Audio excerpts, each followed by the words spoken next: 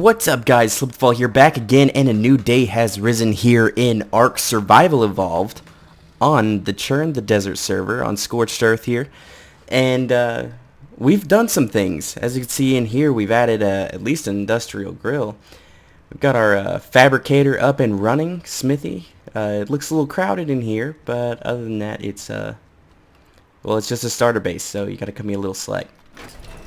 What we did last night was we hatched and imprinted on some nice dinos, some good dinos to have around. So as you can see, we've got an Argy and a Carno. These are what we added to the collection last night, me and Spike. So I figured I got some footage of that. I messed up the first intro. The audio was all kinds of cutting in and out. So I figured I would show you guys the finished product first, which is a little backwards.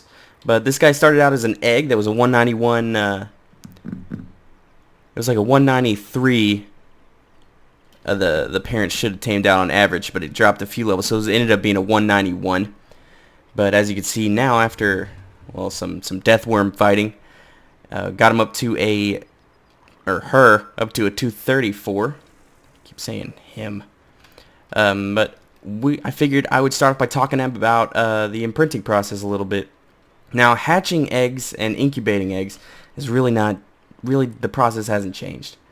But as you can see here, up in the top right hand corner over there, you got the two broke fists just kind of clacking together. And if you take a look at that, you can actually see you get an imprinting buff. This RG required kibble that we actually didn't have on us, so we didn't have time to get it all together. We didn't have galleys tamed for the galley kibble that it wanted, but we did still get a 44% imprint done. And as you can see up in the corner, you got damage buffs and resistance buffs for an added 13% to both, which comes in handy. And the better you do, the better the buffs are, which means you can crank out some high level dinos with, on top of that, you can get some crazy melee damage, stuff like that. As you can see over here on Miss Nubby. Yeah, we did 52%. This was another one where we didn't have the kibble on hand that we needed, and it turned out to be this whole big nightmare. But as you can see, we got 16% to damage, 16% to resistance on her as well. But I figured we would walk you through kind of the process of how we hatched these eggs and the imprinting process, going through the three different kinds of imprints, both the cuddling, the walks, and the kibble, if you will, which is really the hardest of the three. The cuddling and the walking are pretty much a press of a button. But I hope you guys like the episode, and we'll get straight to it. And after all that, at the end of the episode, I do have a walkthrough of spikedaddy's new base. So if you guys want to take a look at that, that's going to be tacked onto the end. I'll see if I can get some times down in the description below. But thanks for watching, guys, and we'll get right to that. I want to see what these look like. Have you seen the baby jerboas yet? God, it's 194. Holy crap! Yeah, the baby jerboas are cuter than shit. Oh, their heads are so big. Alright, let's put these guys out here.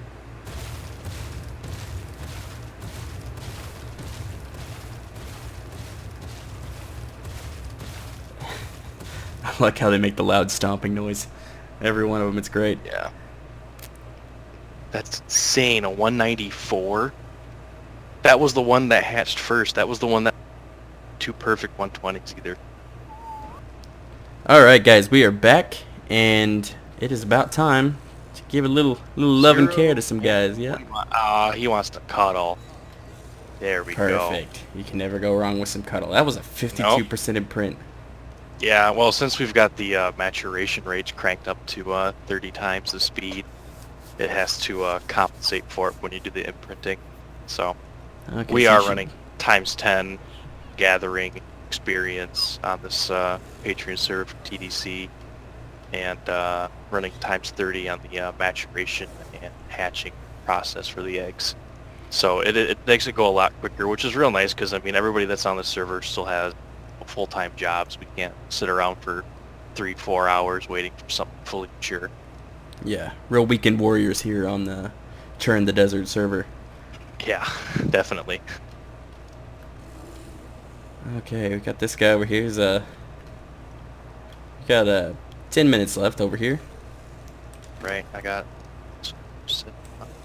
4 minutes left. Make sure Hopefully this guy wants cuddles or a walk. That's all I can really give them. Let's see what this guy got. Ooh, he actually got a good little boost to stats. He started out with 3,020 health. He's at 3337 now health. Nice. So he got a good boost in that. He didn't get a boost in stamina, weight, or melee damage. So keeping an eye on that.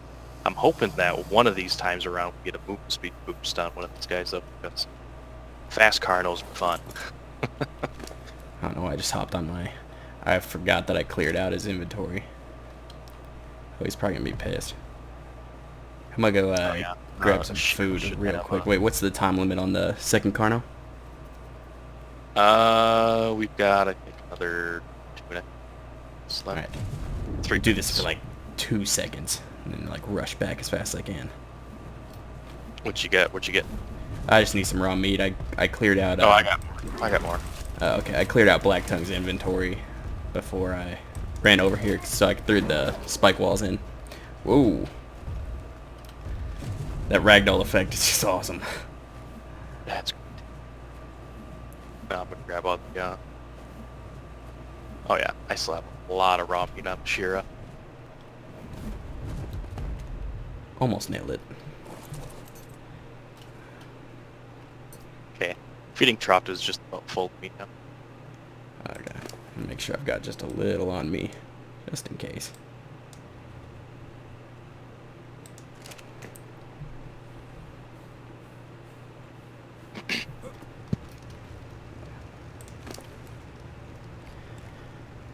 There's some extra on here.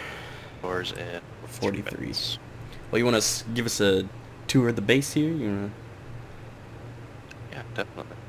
Let's top these guys off with meat because after the first like minute after them hatching and that, they can fit 4 times the amount of meat on there. There we go. Got another one on there. All right.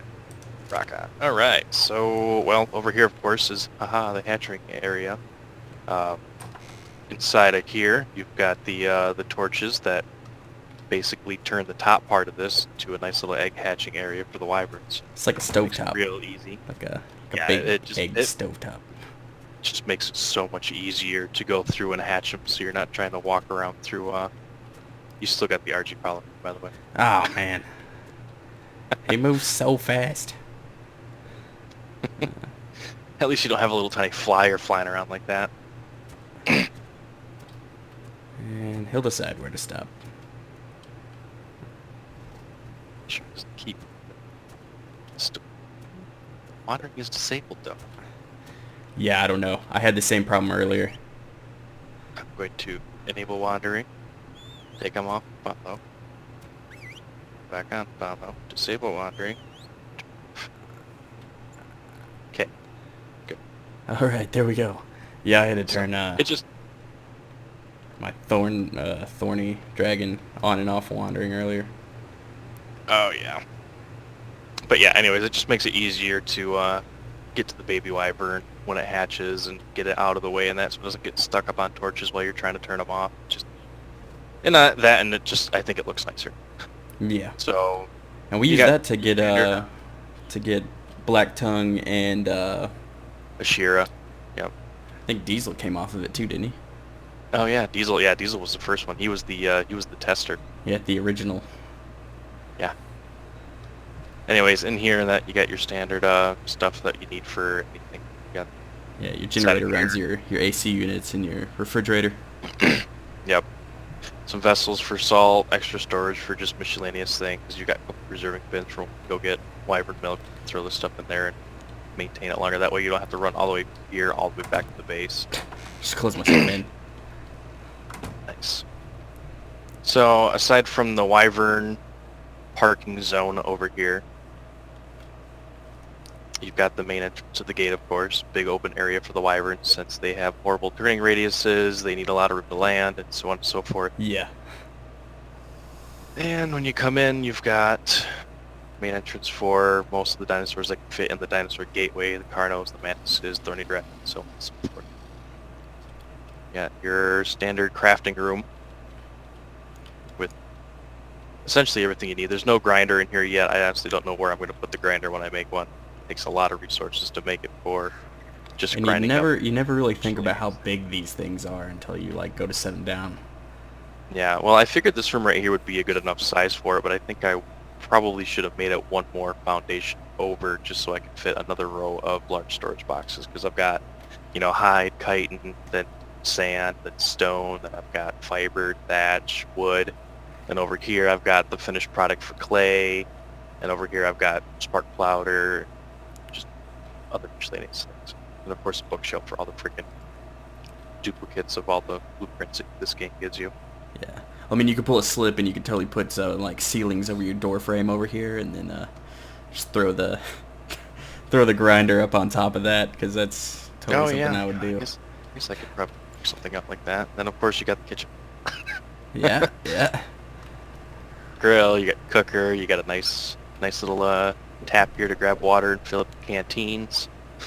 Couple reserving bins, couple fridges. Taking me back to my cafeteria food days. Oh yeah.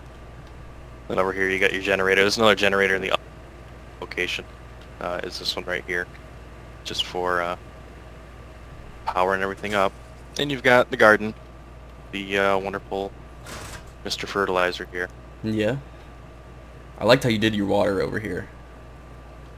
Yeah, I've piped it in. I used to do it like a lot of the other guys that I've seen on Pooping of All do, where they just have the taps in the ground.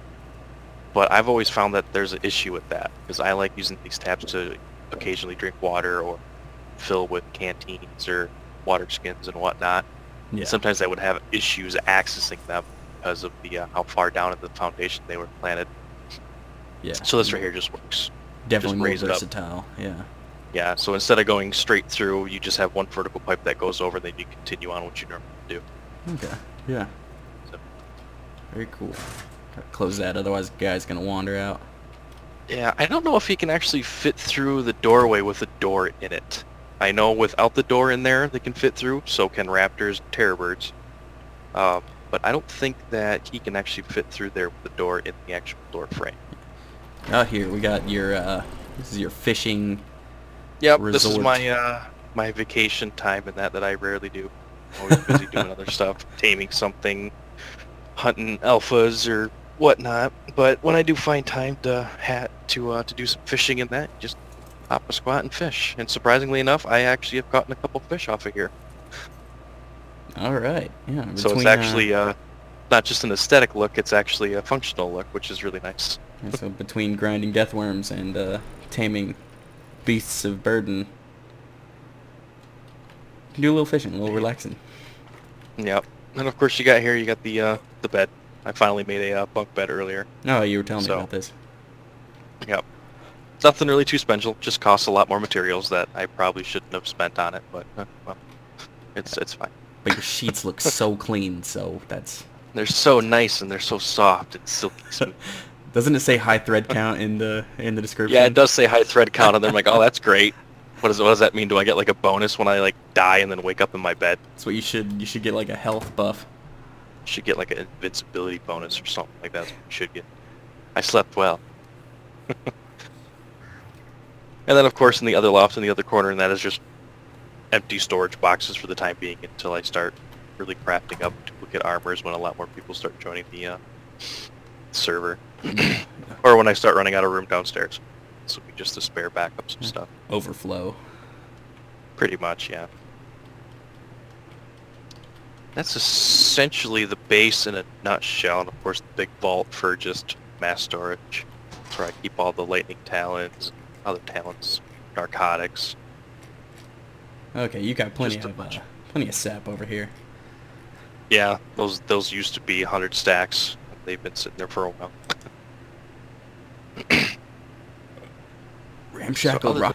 Alright guys, well that's going to conclude this episode for today. Huge thanks to everyone who helped me getting it to this final point, especially looking at you, Spike.